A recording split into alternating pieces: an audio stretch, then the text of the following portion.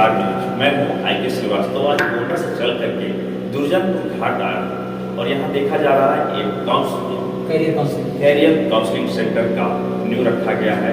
यहाँ के काउंसलर भी मौजूद हैं, हम उनसे बात करेंगे कि कैसे यहाँ की न्यू रखी गई और कितने दिन से चल रही है। इस काउंसलिंग सेंटर से बच्चे कैसे लाभान्वित होते हैं, इन सब बारे में हम यहाँ से जानकारी लेंगे और देखते हैं क्या है कैसे है यहाँ की सारी सुविधाएं। ऐसा मैं आपका सबसे पहले बहुत बहुत धन्यवाद करना चाहूँगा। ये जो करियर काउंसलिंग है, करियर काउंसलिंग का मुख्य उद्देश्य है कि बच्चों के अंदर जो भी स्किल्स अभी दबी है, क्योंकि ये सब ग्रामीण क्षेत्रों से बिलोंग करते हैं, इनकी स्किल्स को, इनके हुनर को, इनकी प्रतिभा को निखारना है और इनका फ्यूचर प्लान ये खुद नहीं जान पा रहे हैं कि मुझे आगे करना क्या चाहिए। लोग डिग्रियां लेकर बैठ जाते हैं पर उनको सही रास्ते नहीं पता चलता। डिग्री लेने के बाद फिर वो पछताते हैं, मुझे ये डिग्री ना लेकर के अगर कोई सही मार्गदर्शन करता तो मुझे ये डिग्री अगर मिली होती तो आज मैं किसी रोजगार सृजित पर्सन में आता। इन्हीं सबको लेकर के इनके भ्रम को दूर करना, इनके अंदर एक प्रतिभा निखारना कि गाँव का बच्चा होते हुए भी वो शहर के बच्चों से टक्कर ले सके।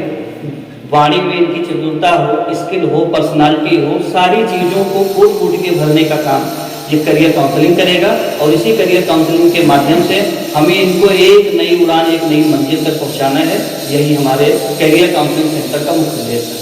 कैसे आपके मन में आया, क्योंकि आप एक कंप्यूटर सेंटर चला रहे थे, और ये कैसे मन में आया कि आप करियर काउंसलिंग सेंटर चलाएं और वो भी दुर्जनपुर में चलाएं, जो कि बहुत पिछड़ा एरिया है। यहाँ बच्चे आपको कैसे मिलेंगे, क्योंकि अगर ये जिले स्तर पे होता, मुख्यालय पे होता तो लोग वहाँ दूर दूर के बच्चे मिलते, बलरामपुर, फैजाबाद, श्रावस्ती, बहराइच के लोग मिलते। यहाँ तो आपको कस्बा के क्षेत्र के लोग मिलेंगे जो कि गाँव से बिलोंग करते होंगे।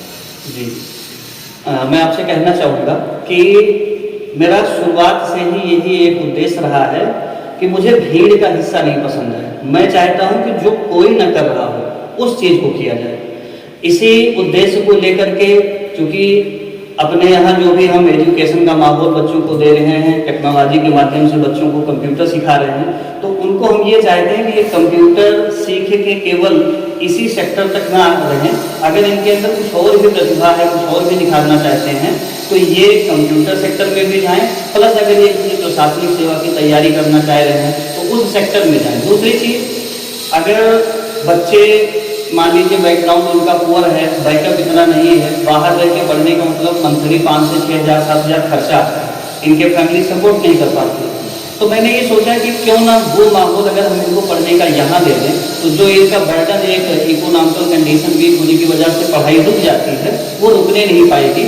और हम लोग बिल्कुल नॉमिनल फीस में, फीस समझ लीजिए कुछ भी नहीं है, बिल्कुल 0 फीस में हम लोग इनको वो सारी सुविधा देने के लिए बिल्कुल वचनबद्ध हैं कि जो इनको 5-7 हज़ार मंथली खर्चा आता था बाहर रह के पढ़ने का, वो एक भी खर्चा नहीं पड़ेगा।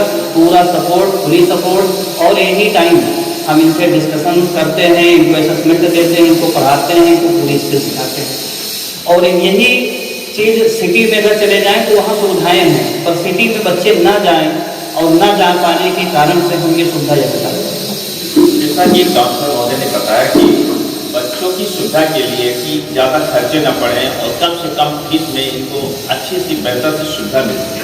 इसी कड़ी में हमारे वाइस काउंसलर हैं, इनसे भी बात करेंगे, PK श्रीवास्तव जी से। PK श्रीवास्तव जी का कस्बा मीडिया में बहुत बहुत स्वागत है। बहुत बहुत धन्यवाद सरकार मीडिया परिवार को। और सर आपको भी बहुत, मैं पहले से भी जानता हूँ कि आप एक कंप्यूटर टीचर हैं, वो भी फैजाबाद में जॉब करते हैं। यहाँ दुर्जनपुर में आते हैं और राइट टाइम 10 बजे आप आ जाते हैं सूत्रों के मुताबिक। कैसे आप मैनेज करते हैं और क्या सुविधाएं बच्चे को देंगे? सर पहली बात तो हमारे गुरु जी को धन्यवाद, उन्होंने मुझे कहा है कि कभी भी अपने साहस को कम मत होने देना और सदैव उस कठिन काम को जरूर करना जो लोग नहीं कर पाते हैं। मैं उसी सिद्धांत से काम कर रहा हूँ सर, और मुझे लगता है कि भगवान ने मुझे जो स्किल दी है मैं स्वयं तो सफल हो सकता हूँ, इसमें कोई संदेह नहीं है, लोग जानते हैं। लेकिन मेरे मन में एक इच्छा आई कि मैं अगर थोड़ा सा भगवान कृपा हो जाए और आप लोगों का सहयोग हो जाए तो उन बच्चों को भी मैं सफल और स्किल्ड बना सकता हूँ जो बच्चे ये सोच रहे हैं कि मैं कुछ नहीं कर सकता हूँ। ये मेरा सबसे कठिन और गुरु जी का जो मेरा वरदान आशीर्वाद उन्होंने दिया था कि हर उन असंभव काम को करिएगा जो लोग नहीं कर पाते हैं, और मैं ये असंभव कार्य करने का पूरा प्रयास कर रहा हूँ। बाकी हमारे जितने भी दर्शक महोदय हैं, मेरी ये करियर काउंसलिंग का जो मिशन है खास करके उन बच्चों के लिए है जिनके गार्जियन पढ़े लिखे नहीं हैं, जो बच्चों को ये नहीं बता सकते कि मैं कौन सी नौकरी करूँ, कौन सी तैयारी करूँ, कौन सी पढ़ाई करूँ। तो हम लोग उनके लिए गार्जियन हैं, बिल्कुल हम लोग उनके लिए गार्जियन जैसा हैं। कि अभी हमने बात किया बच्चों से, बच्चों को भी पता नहीं कि हम किस क्षेत्र में जी जाएं। बिल्कुल, तो उनके लिए क्या आपने पहले से एडमिशन ले लिया, इनको कोई लक्ष्य निर्धारित नहीं किया, ये सब क्या कैसे आपको? सबसे पहले सर हमारी जो ट्रेनिंग होगी वो फिजिकली 10 दिन की है सर।